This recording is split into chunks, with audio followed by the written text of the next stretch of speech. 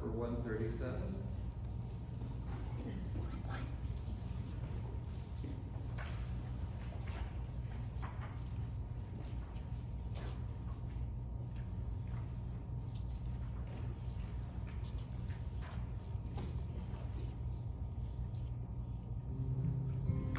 This morning I'm going to be reading from Matthew chapter 6, verse 6 in the Message. Here is what I want you to do. Find a quiet, secluded place so you won't be tempted to role play before God. Just be there as simply and honestly as you can manage. The focus will shift from you to God, and you will begin to sense His grace. Teach me to stop and listen. Teach me to center down. Teach me the use of silence. Teach me where peace is found. Teach me to hear your calling. Teach me to search your word. Teach me to hear in silence things I have never heard. Teach me to be collected. Teach me to be in tune. Teach me to be directed. Silence will end so soon.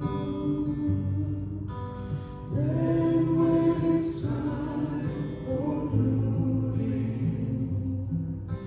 granted that I may bring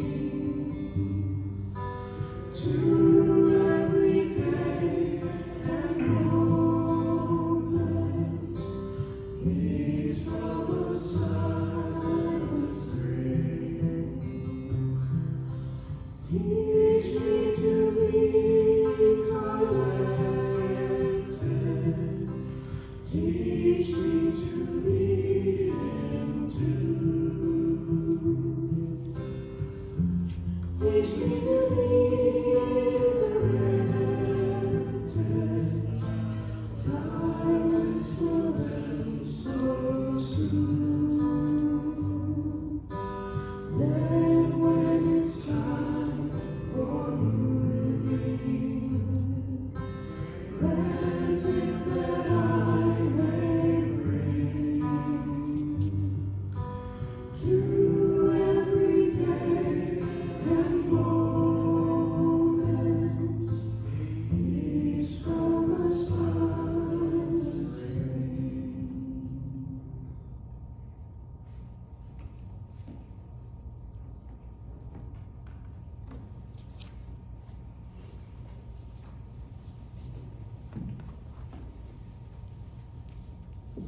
Good morning.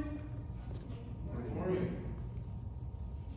We're still in Romans 12, and we're only taking it a few verses at a time because it's a very important chapter that talks clearly about how we should live the Christian life. But this particular part of Romans 12 it's throughout the New Testament, and most of what is attributed to Paul will almost always have something in it, or Peter, or and they say basically the same things. That we're one body, and that we're called to do these different things as part of that body.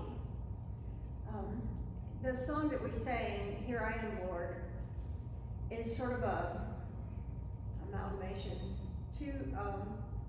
It takes the words of Isaiah, but it also takes the words of Samuel, where Samuel's called in the middle of the night and he's awakened a few times by the words of of God waking him up, calling him by name.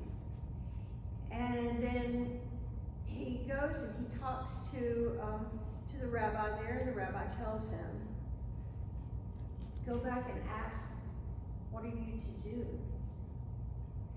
And so a lot of us many times feel like that. What in the world are we supposed to be doing in this world? It's a little overwhelming right now with how everyone's treating each other. So how in the world can I make a difference and not feel too overwhelmed? And one of the things I want us to look at are the different gifts that everybody brings. You know, sometimes you can look around and say, I wish I was brave like this person, or I wish I was really smart like that person, or I wish this, or I wish that. But honestly, who you are, you have many gifts because everyone is born with them. And you may not even know you have them yet.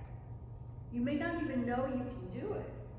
And sometimes I think we argue with God that, oh no, I can't do that. That's not going to meet my personal goals. So we have to go a little bit further into discernment. Reflect on what it is that we are called to do and be. Not just as like a profession. The boys are struggling with what major am I going to have in college. I'm sure you are too. And you know, just sort of going through what is who they're going to talk to, which part of the school they're going to get a tour of. And sometimes we feel like that in life. What in the world are we supposed to be doing right now? And so we're given some instructions of discernment. And we're giving them not just in Philippians 1, but throughout. But Philippians 1, 9 through 11 gives us a good idea of what we can do as far as being prayerful, thoughtful, reflective. Does it glorify and praise God? Does it show love and deep insight? We know from 1 John 4 that if it doesn't show love, it's not from God. Is it full of the fruit of righteousness and not self-righteousness? Is there good that's going to come out of it? Is it birthed from goodness? And sometimes, has it been purified or made more clear or made better by the things that have happened? I can look back and see how God was preparing me to be right here when I was a little bitty girl watching Quakers do the civil rights organizing in Alabama. Y'all were the rabble-rousers. And because people would color code the children, I kept getting handed to the Quakers because my mother was a person of color, but I wasn't, and so they would hand me to the other white folks in the room. And in a way, y'all have been raising me since I was young, and in a way, God has been telling me what I'm supposed to be doing from that very first day forward. I just wasn't clear about it. In fact, I fought it. The more discernment I had about it, the less I thought that, you know, I'm just not going to go and become a minister in a congregation. My dad was a pastor, and I saw people act terrible to each other and to him, gossiping, backstabbing. I have not heard that here. This has been a wonderful congregation, and in 2 weeks, it will be the 10th year since I first stepped foot up here. And you are the people I know I've been called to be with. It's just evident because I didn't understand that you existed when God was calling me, and I would say, oh no, Lord, don't send me. Do not send me. But sometimes you just have to depend that God's going to take care of those things.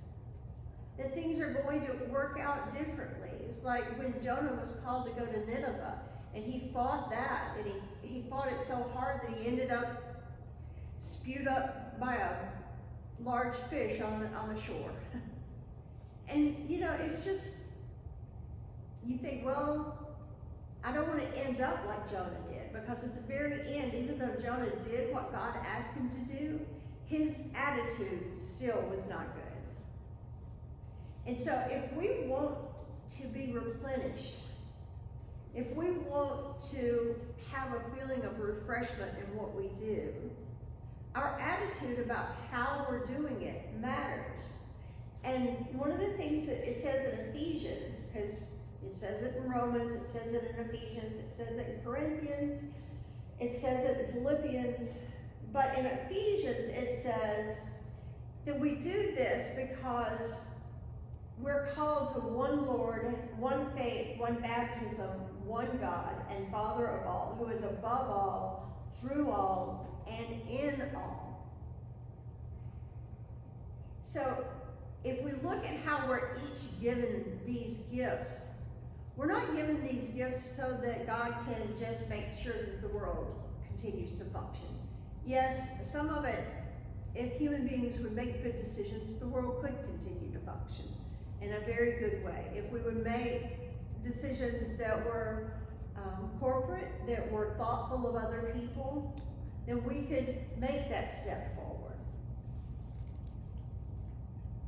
And I've said this so many times before, just be you. Whoever God called you to be you. Don't be you 2.0. Be the person that God called you to be when you were brought into this world, because you are beautifully and fearfully made. And be yourself. And you might think, well, the world just isn't going to accept me if I'm myself. Let us help you. Let us be there for you while the world adjusts to who you are. Let us be here, and let us be here for each other in a way that we are just accepting who we are for each other and with each other. Julie and I had a good discussion this week, and one of the things I thought about was this life hack that I saw on Facebook. And it was someone drilling a hole in the bottom of a ceramic bowl so they could put a flower in it and it drain out. And so they put the hole in the ceramic flower in the ceramic, they put a hole in the bowl just with several different pieces. Then they put the bowl in the water and let water get under and all around. And then they drilled a little hole, and you could just see that the water was absorbing the stress that it was causing on that bowl. And as it pushed that stress out, it was able to make that hole. And they pulled it out, and the bowl was in great shape. To me, that's church. That's our meeting. It's not just about coming in on Sundays. It's about being there for each other. It's about loving one another and holding each other in the light every day. If you stop and you say, well, I just don't have anything to pray about today. Yeah, you do. You got 21 people that I know you know that you could just stop and pray about. And if we're all praying for each other, it creates a bond that makes us not want to be so fussy about each other. That makes us not want to do the things like backstab or talk or gossip. It makes us want to be of encouragement to one another. Because as we're discerning what it is we're supposed to be doing, it's good to be surrounded by the love of this meeting. And sometimes we're called to do really hard things. This is Corrie ten Boom, and she says, trying to do the Lord's work on your own strength is the most confusing and exhausting. But when you're filled with the Holy Spirit, then the ministry of Jesus just flows out of you. And all that sounds like a great pontification, if you don't know who Corrie ten Boom is.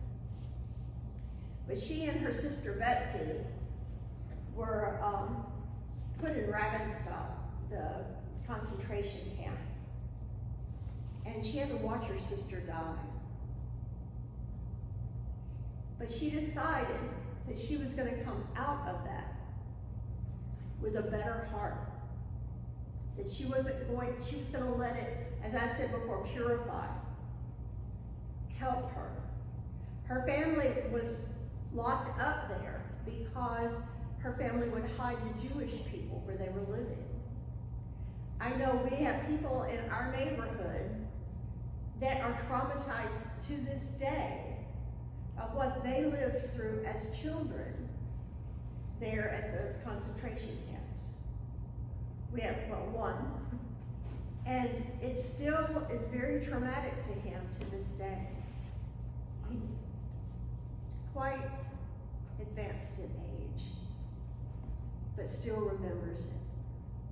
And I know that it goes through generations. I know one family whose grandmother was released from the concentration camp to be repatriated, I guess, to an American family to be their daughter. And they were very mean and cruel to her. So it wasn't bad enough she had seen what had happened at the concentration camp. And then she turned around and had many children, and she was very particular. You had to be perfect, because she still lived out of fear. So Corrie ten Boom lived in that and still was able to find a way to be positive and good to those who were around her. And you think, well, that's neither here nor there. If you look at what we do and why we do it, she talks about doing it for God. If what we're trying to do is accumulate millions of dollars, or a house that's a mansion, or if we're trying to just be as comfortable as possible and everything to be as convenient as possible, I'm not saying God wants us to stress out, but I'm saying that our focus needs to be a bigger vision than us, than just me, myself, and I. What is your vision that God has given you for this world? What is the vision that you see of how this world can be? And what keeps you from focusing on this world? Jesus would call it the kingdom of God, because it would have all this love and righteousness in it, that we should live towards this kingdom of love and light. It also means that we have to let go of things that will distract us from seeing that. And one of the big ones is not being able to forgive. We may not be able to hear about what we're supposed to be doing. We may not be able to hear from the God within us about what we're supposed to be doing, because we're so angry about what was in the past. And Corrie ten Boom had this situation happen where she, after World War II, she was doing these evangelistic, speaking tours. And she looked out into the crowd and she saw this man had a brown coat on. And she talked about this in the book that she wrote, that's The Hiding Place. And she sees this man, he's in a brown coat. But in her mind, she remembers the Nazi symbol that he had on his uniform. He is the person who made sure that her sister starved to death. And he's sitting right there in the church where she's speaking. And she'd been talking about forgiveness for a long time, and because she wasn't this really frail, very emaciated person that he remembered, a young girl that was there that he had been mean to. He didn't recognize her, but she recognized him.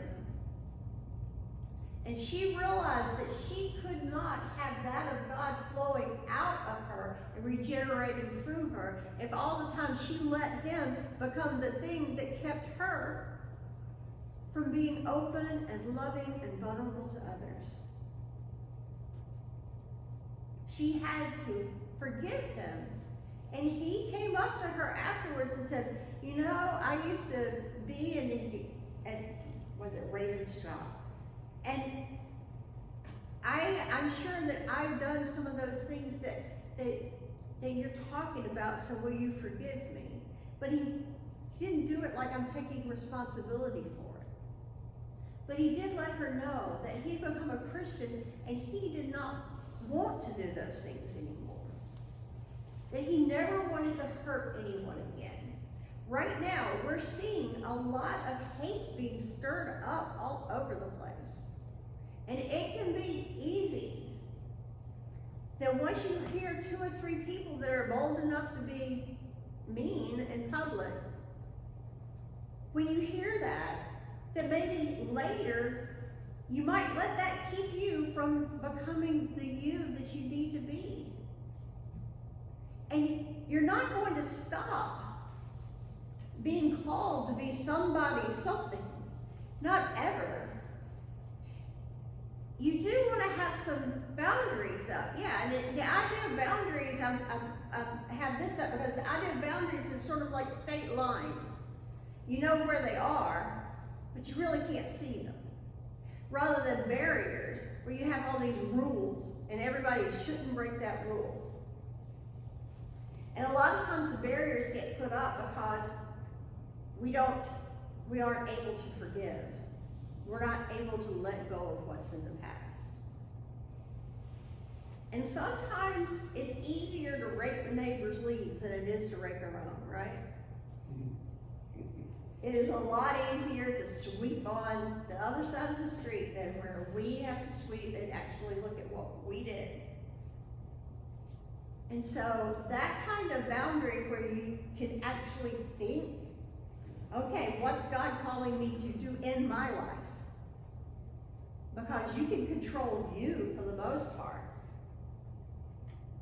Much more than you even should be controlling somebody else. So what is your life like? Does it resonate with love? Do you have time that's peaceful? Do you get replenished? And you may not think that, anything I've been called to do is going to happen yet. All right, I've looked at my life and nothing good came out of it. You might be looking wrong. Because if you look at how God is always trying to make things new, creating, redeeming, forgiving, this is active and it stays active through our lives. Some of the blessings that I've had have come from people who are at the very end of their life, who are kind to the people that are around them. It's a very sacred time, but all times are sacred times. Sitting at a stoplight is a sacred time. When we forget it, we can forget what we're called to do, which is to spread love, to work for this kingdom, this vision of love and light.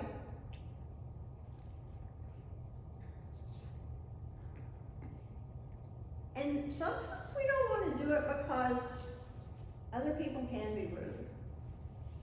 And it's hard to try to make positive change with human beings because as human beings, we don't want change. It's just in our nature to try to continue to do the same thing.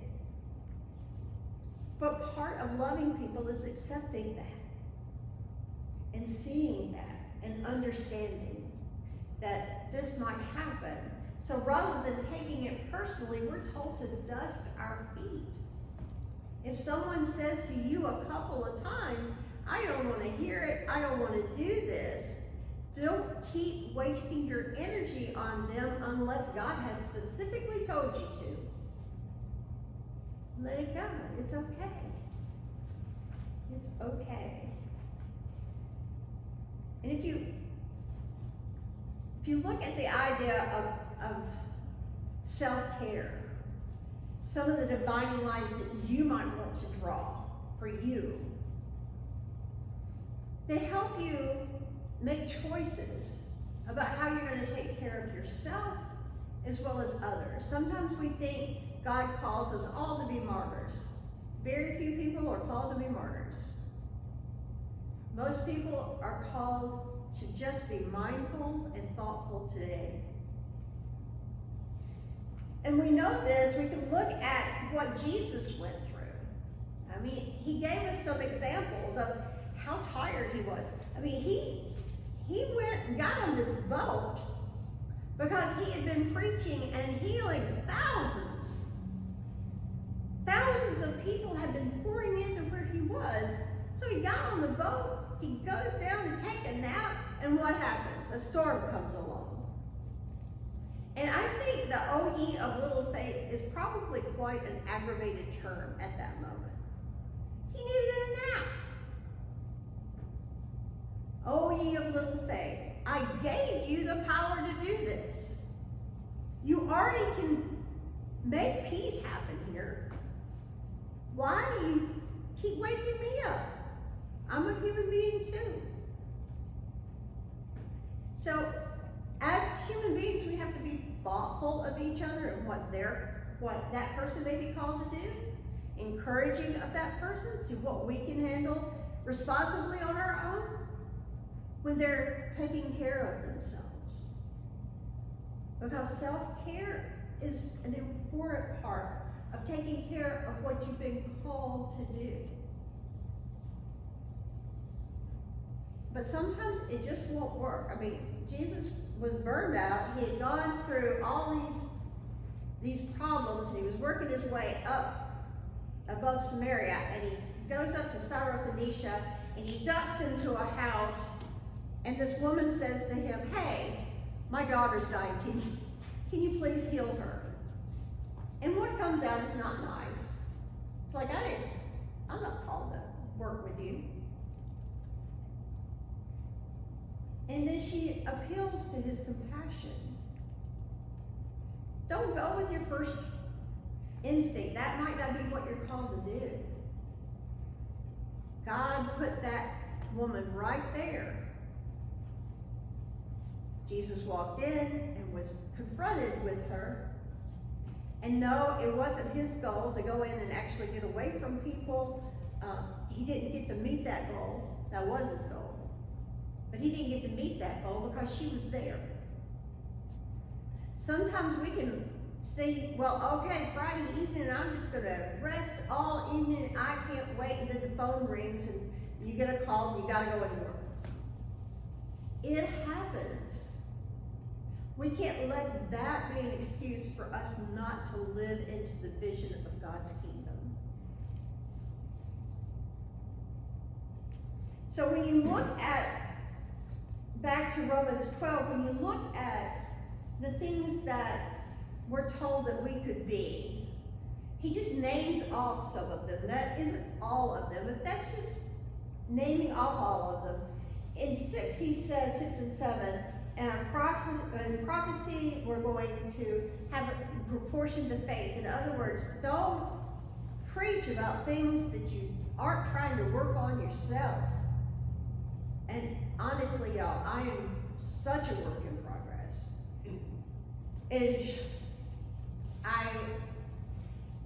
God chooses people who are not perfect because no one is.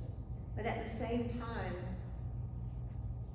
we have to have that humility to realize that we don't know everything we think we know. And a lot of it is this proportion to faith.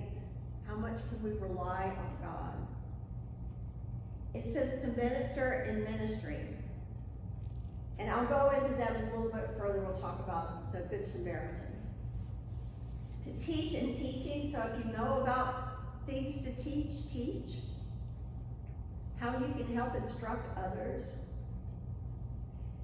Exhortation is sort of it's one that gets put down. Julie and I were talking about this past week, and we were talking about hidden wholeness. And to Parker Palmer, people who were nitpicking and that kind of thing were what kept him from getting to be himself. Well, any of these things, you can be any of those things. If you're the first part without the second part, you will keep people from getting to be what God wants them to be.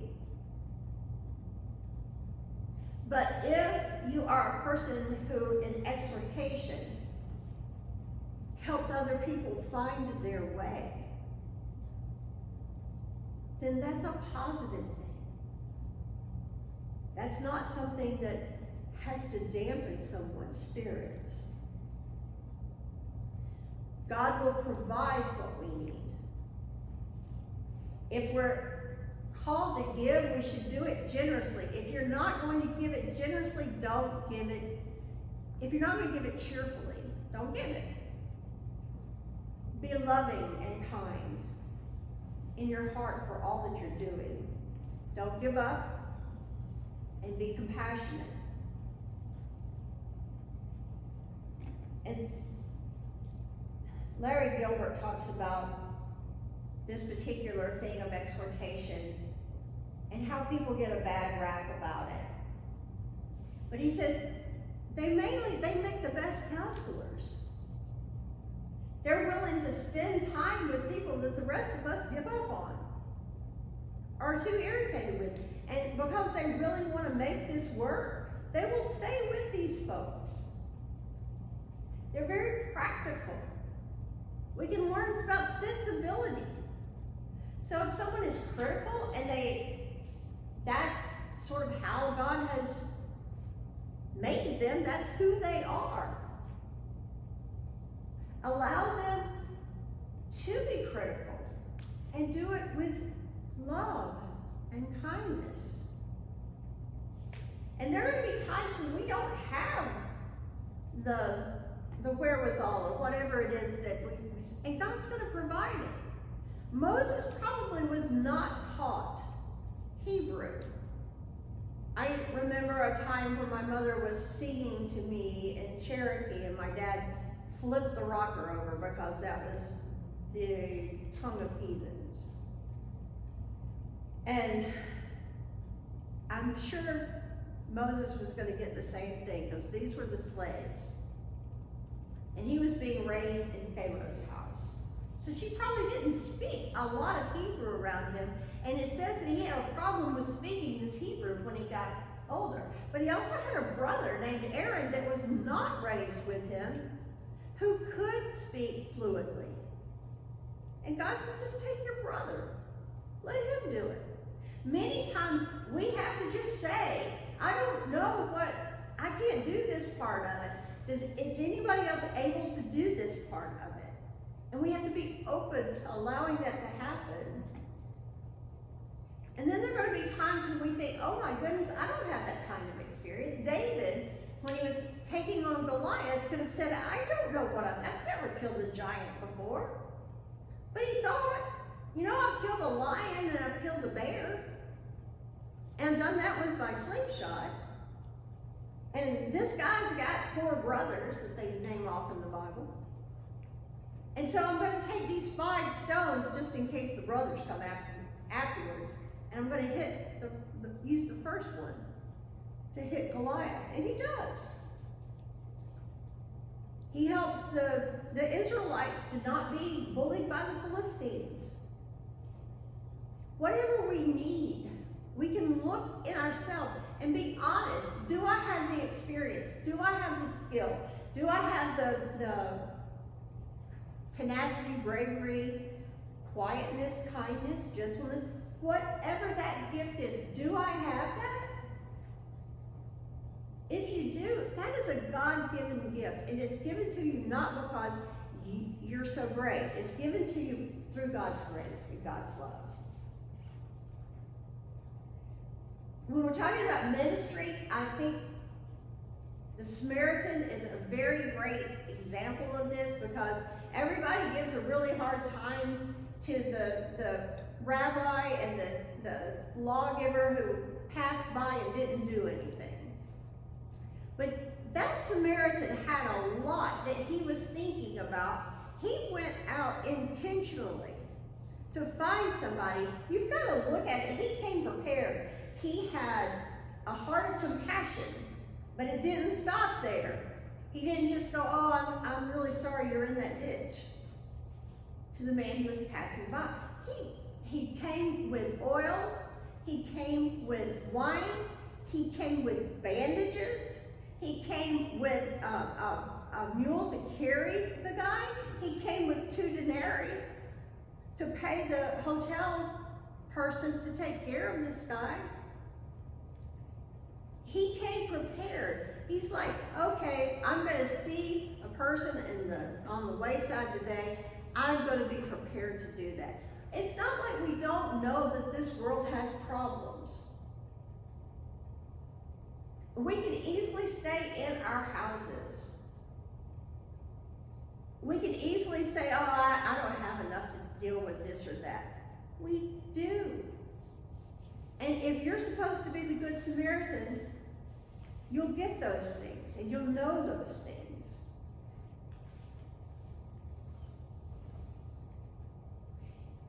I think of it also as us trying to do whatever it is somebody else is doing. Oh, she did such a good job. Oh, I wish I could do that. She does this so well. I wish I could do that. Imagine yourself with a glass, and you've been sent down to the cellar, or a bottle. You've been sent down to the cellar to fill that bottle up with wine and bring it back up to this table that you've got prepared for you and God. If you're running around from one thing to another, I'm going to do it like so-and-so, I'm going to do it like, I'm going to do it. You have to stop and allow God to let you be you. You have to get grounded in where you are and who you are and fill that. We also have to be careful that we're not just trying to get God to fill us and have these old wineskins. 2 Corinthians 9:8 says, and God is able to make all grace abound toward you, that you always, having all sufficiency and all things, may have an abundance for every good work. We could think, if we were running back and forth and running behind, trying to catch wine that's coming out of 20 different barrels. I tried 20 different things and my wine never got filled up. I did this, I did that. Well, that might be true. Don't do all that. What is it that you can do? Can you stand there and be still and know God? So as God's grace holds us, God's will flow out into us and make us be sufficient. There's going to be plenty if you'll just be still. The idea behind this is that as God flows through you, it will be peaceful. You will know. When you're doing God's will, you know it. You're in a flow. I'm just going to leave you with these verses out of 2 Corinthians. And when it says, as it is written, in 9 it says, as it is written, they have freely scattered their gifts to the poor. Their righteousness endures forever. That's Psalms 112. And the Psalms in that particular area of the Psalters is, they use a formulation that they write a line that begins with every alphabet of the Jewish alphabet. they'll start with, like, if we had A, it started with A, and the next sentence starts with B, and the next sentence starts with C. It's a very pretty song. It's a very short song, but it's very beautiful. That we freely have we have this, that we can scatter. We've got plenty. We just have to allow God to flow through us and into the right direction. We may be small, but my goodness, y'all are mighty together.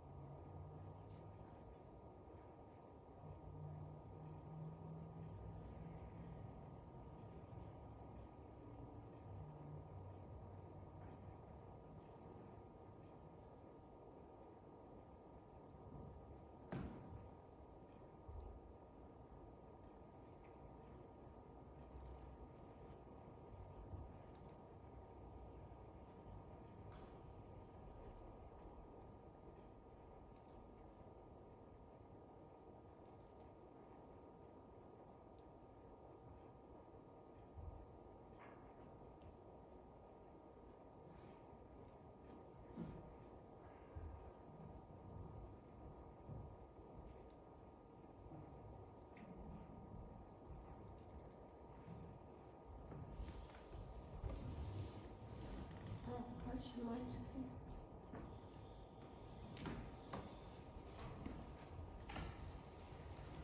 I'm gonna go